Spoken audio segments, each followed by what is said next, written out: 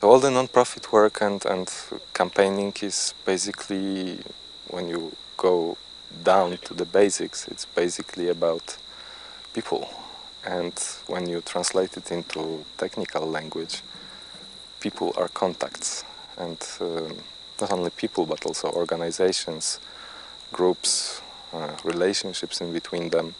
All of this is in the information that you can build on, that you can use to engage your audiences, you can use to engage your targets. So I'm personally involved in a project called CVCRM, which is a free and open source software built especially for non-profit organizations and advocacy groups.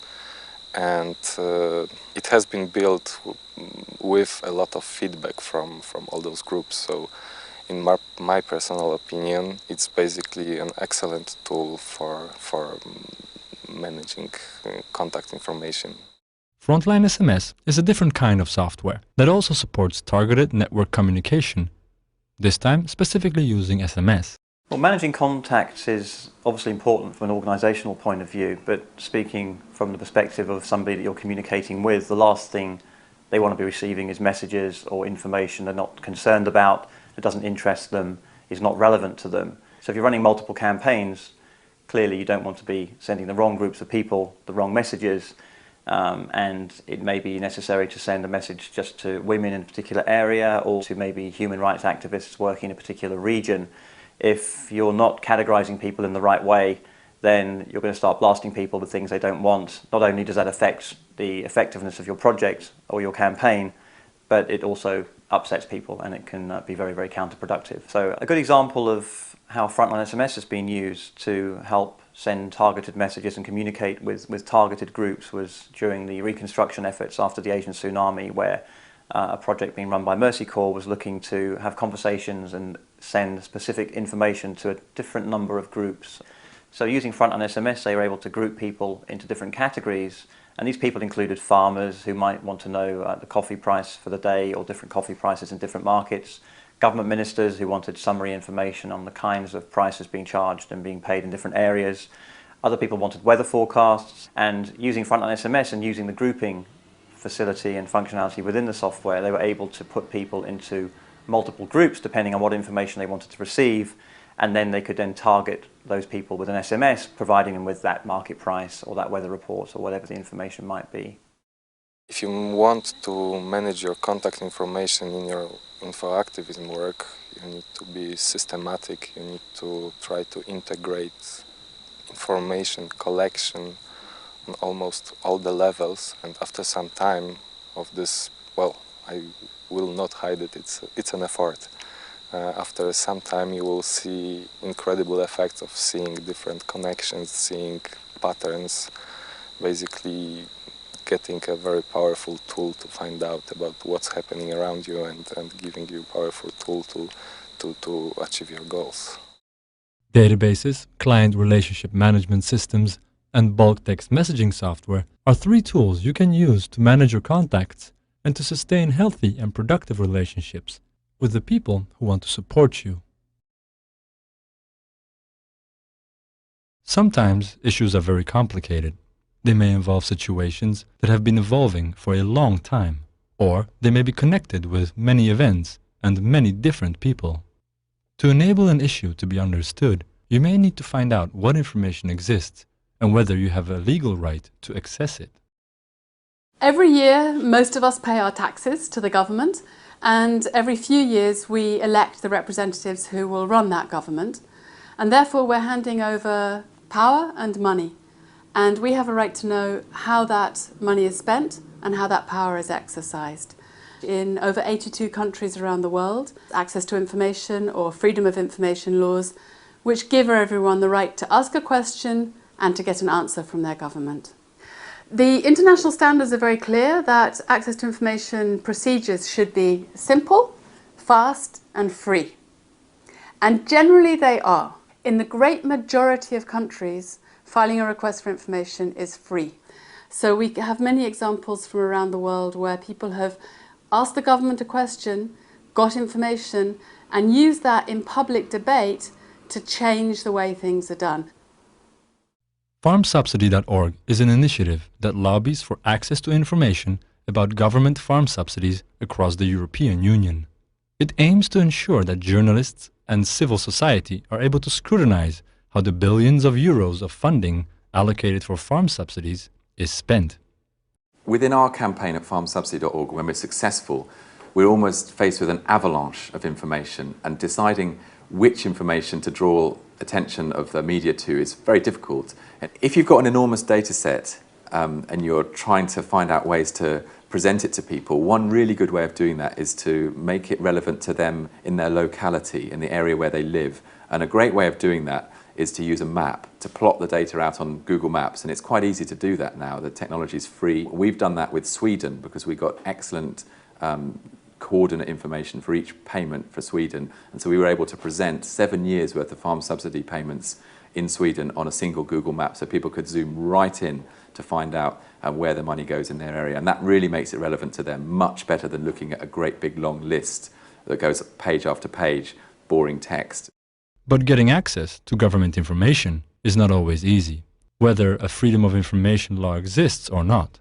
It took me 3 years to get the data on the UK farm subsidy recipients, and I'm not quite finished, in fact, with my request. So you have to be prepared for a long fight and to not take no for an answer, and to use any tactic you've got, whether it's your legal rights or whether it's the kind of political pressure that you can apply through anyone you might know who's working in the area, or maybe even through the media. You need to just build up the pressure using your rights as a citizen.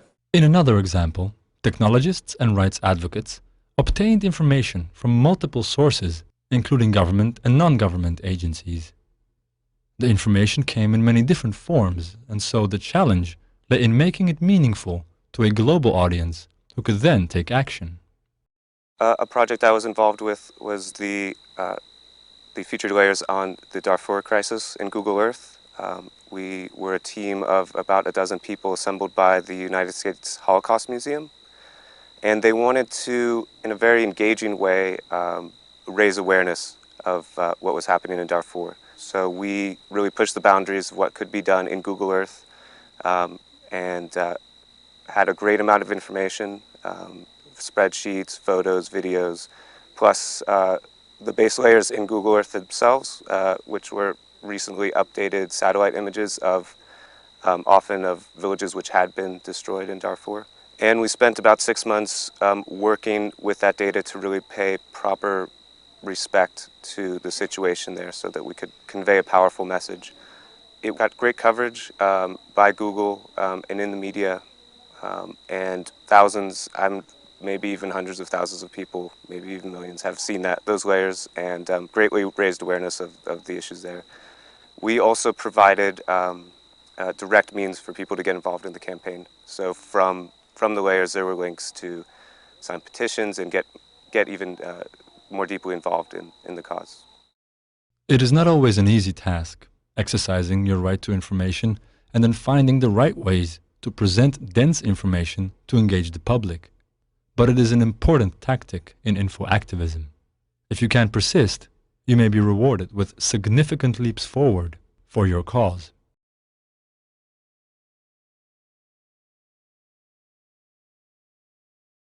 Not so long ago, real-time collaboration between large numbers of people was difficult if you weren't physically gathered in the same space. New technologies have changed this. We are now seeing innovative examples, such as what is sometimes called swarming. Swarming is what happens when people's experiences and knowledge are pooled together to create a combined effect far greater than their individual acts. As the 2008 Mumbai attacks unfolded, a swarm was created using Twitter, a microblogging service that allows people to send and read each other's personal updates via the internet and mobile phones. When the Mumbai terror attacks were happening, there were a lot of us within the vicinity, and we started just, pouring sort of out our emotions and talking about what was going on and what we were seeing on television into Twitter. We were feeling like, what do we do? And we were feeling alone in our homes because we weren't allowed to get out. And it allowed us to actually feel less alone, less angry as a group, and we were able to actually network with people on the ground to bring out information that was required. For instance, we had people going to hospitals and collecting lists of injured and dead, which wasn't published anywhere on the web, and they were faxed to us, and then we quickly put them up as links on Twitter to a blog that was supporting this. In other cases, it was about getting the right kind of blood to the hospital that required that kind of blood. So it's about spontaneous mobilization of a community that already exists through the multiple nodes and hubs that you have as you work, leave your sort of footprints on the web. The other thing that is really sort of almost magic about microblogging is the aggregation of these things and the amplification of these things, because it is a broadcast mechanism. So that served in getting a lot of interest from mainstream media, and which fed back into how effective the mobilization could be around awareness on what was going on. As the Mumbai terror attacks showed, mobile phones have become vital tools during crises. In Madagascar, mobiles were used with computer software to enable citizens to report what was happening when anti-government protests turned violent. One software program, Frontline SMS, allowed text messages to be sent and received by large numbers of subscribers in Madagascar, while Ushahidi allowed subscribers' messages to show on a map. In 2009, during the troubles in Madagascar, where some demonstrators were shot by, I believe, the army, there was clearly an opportunity there to collect information and news and the voices of people on the ground who were experiencing the troubles, who were involved in the demonstrations and who were impacted by what was going on. Using technologies, you can combine the collective voice of people, so people can SMS in information, they could send in emails, they could complete online forms. You can then aggregate that information with the news coming in from the mainstream, and then bringing all that together, you get a much better picture of what's happening on the ground. And Ushahidi, the crowdsourcing platform, which used Frontline SMS to allow people to text a number and then contribute to the news through their mobile phones. So people could go to the internet and send emails, or they could go onto a website and complete a form. But people generally prefer, through convenience and speed, to send in an SMS. And Frontline SMS was used to collect those messages, which were then posted to the Ushahidi site. And from that point, they were aggregated with the other reports coming in, including information from the mainstream media, and then placed on a map. And it gave a very good idea of where the hotspots of the trouble were, and it gave a much broader view of what was happening in the country than otherwise would have been given. As these examples illustrate, mobile phones, when connected with online platforms, can be a powerful way to combine experiences and knowledge to report events comprehensively as they unfold.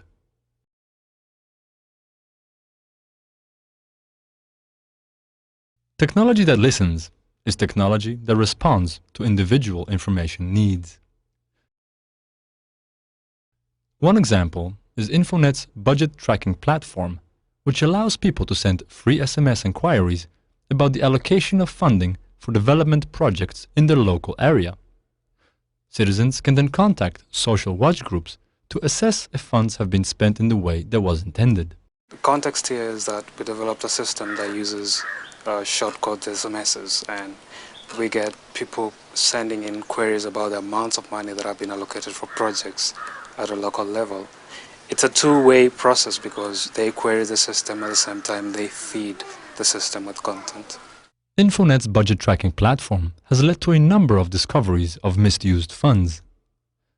By leaking these findings to government and mainstream media, Infonet has been able to ensure that corruption has been addressed and citizen efforts have been rewarded with action. Recent developments have greatly increased the ways technology can listen and respond to people's needs.